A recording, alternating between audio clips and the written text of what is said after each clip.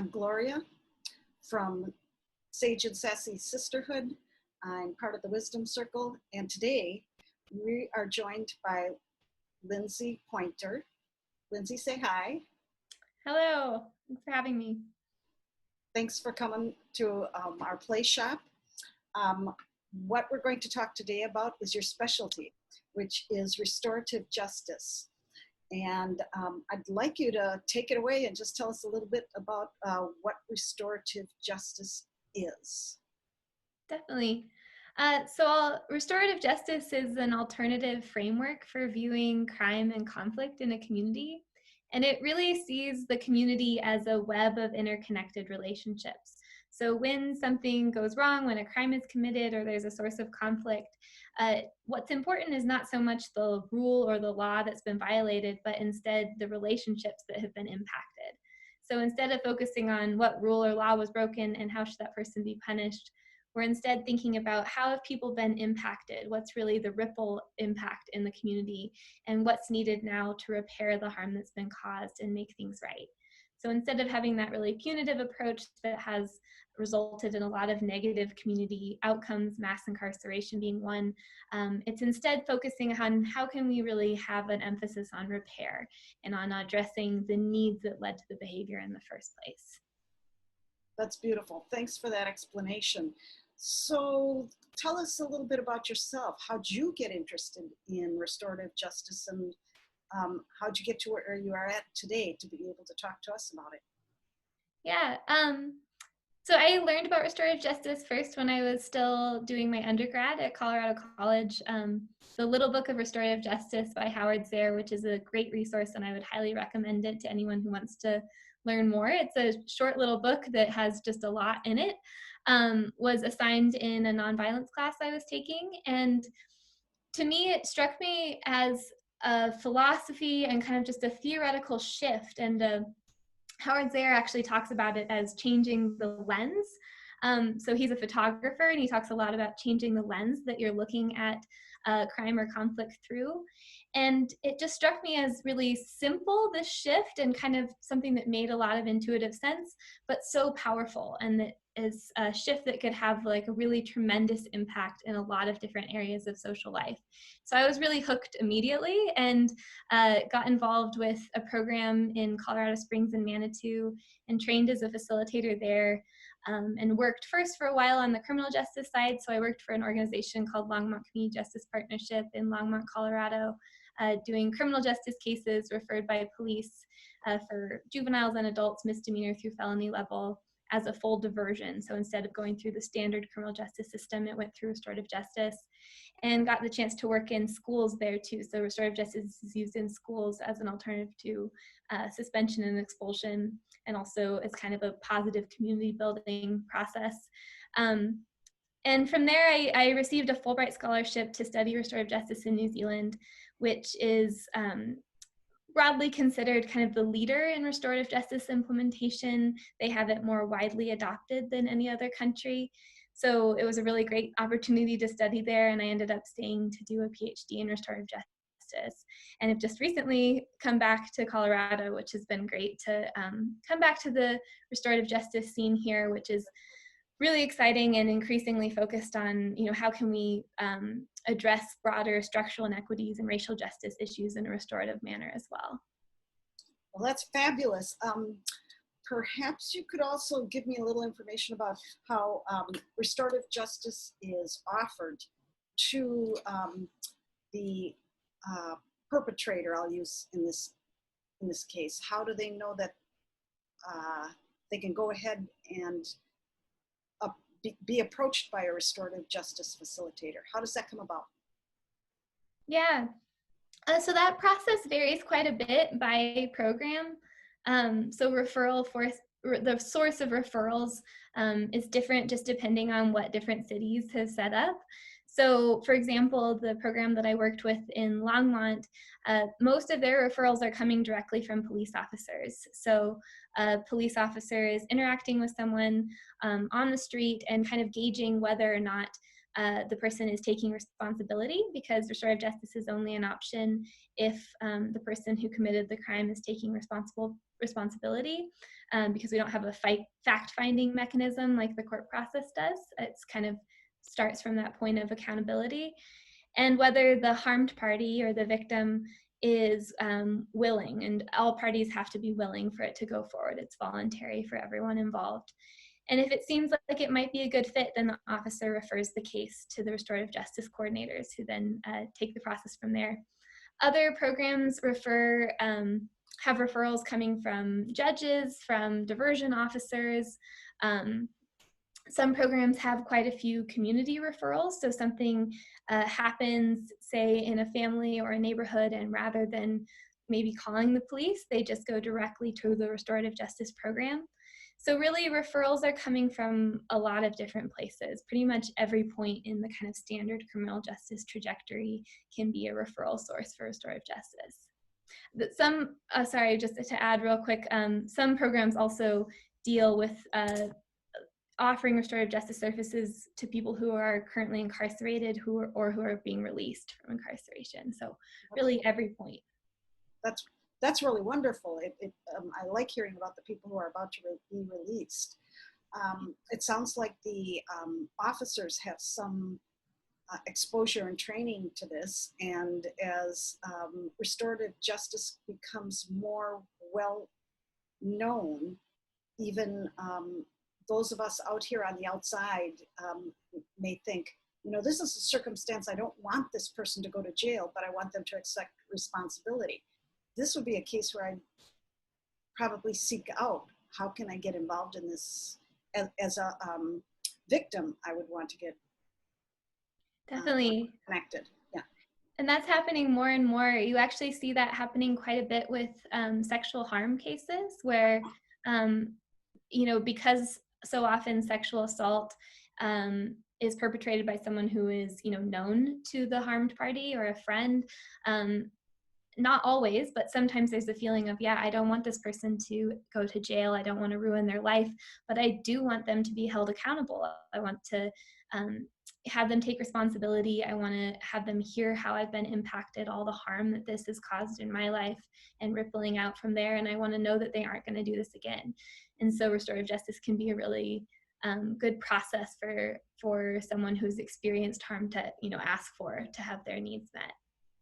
It also sounds like therapy for forgiveness and for accountability on both sides, perpetrator and victim. Yeah, we often say that restorative justice, it isn't therapy, but it does sometimes have therapeutic outcomes, where it is an experience often, and in the best cases, of pretty profound healing for the people involved.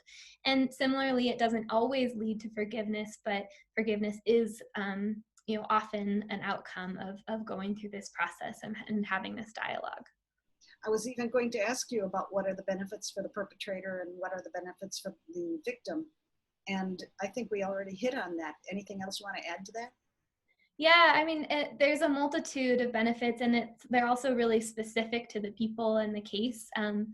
One thing I'll add is, for the responsible party or the perpetrator, I use that term responsible party and harmed party because perpetrator and victim tend to carry a bit of stigma, and it can be tricky because it can kind of conflate who the person is as a whole person with this one action or one event. And so I tend to use the terms responsible party and harmed party because it's more specific to the incident and acknowledges that they're, a complicated full person outside of this one incident of harm.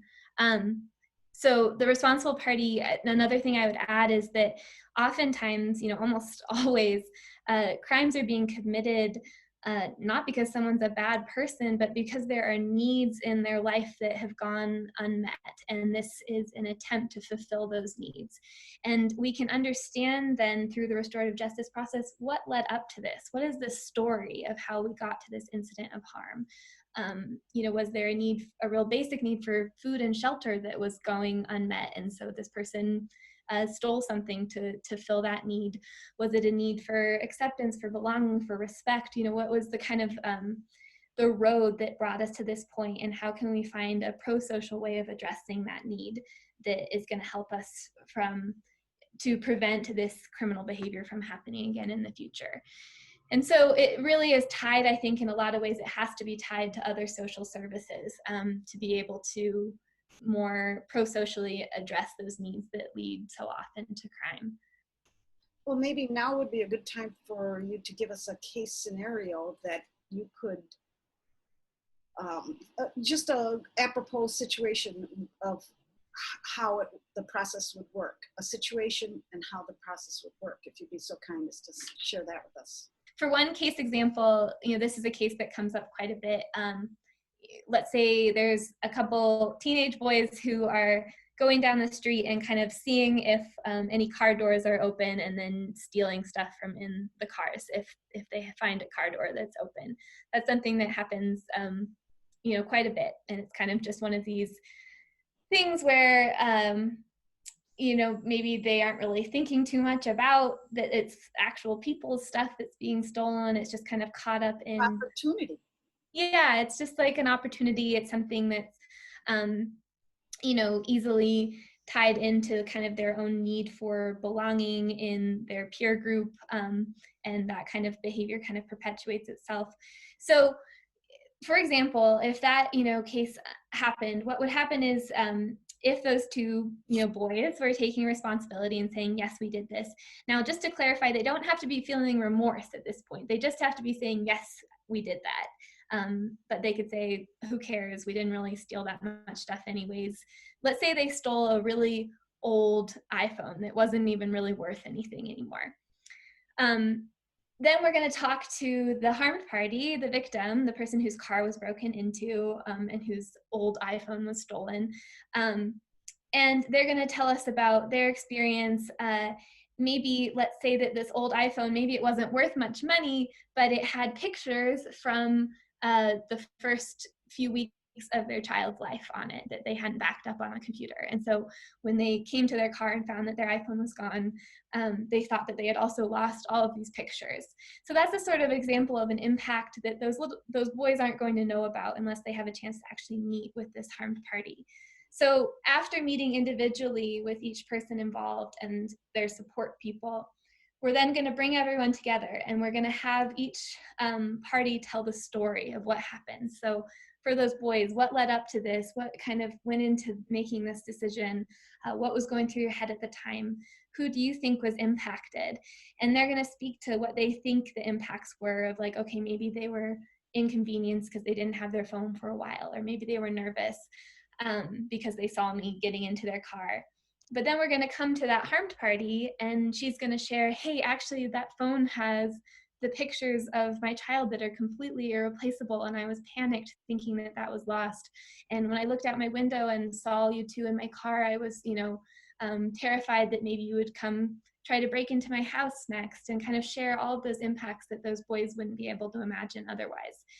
And then after all those impacts, and we're going to go even beyond that too, how is the wider community impacted by these car thefts? So we all have an experience of less trust and experience of safety in our community when things are like this are happening.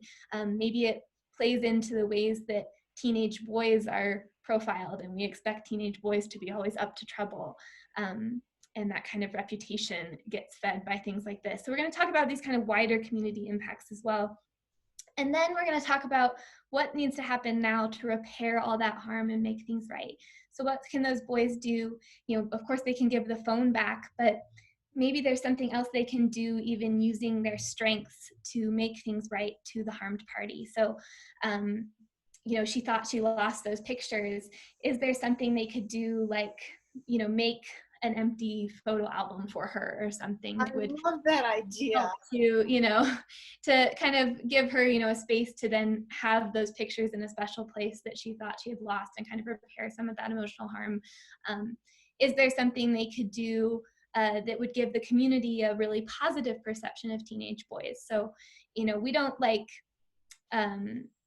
make people do community service in a punitive sense, but oftentimes people say, hey, I actually would like to do something to give back to my community, so that the community can see a teenage boy doing something really positive.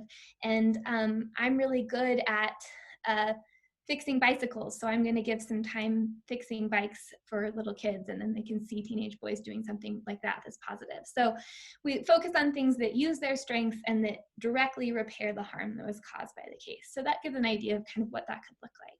Well, thank you for that. That really does paint a very clear picture of what restorative justice can do.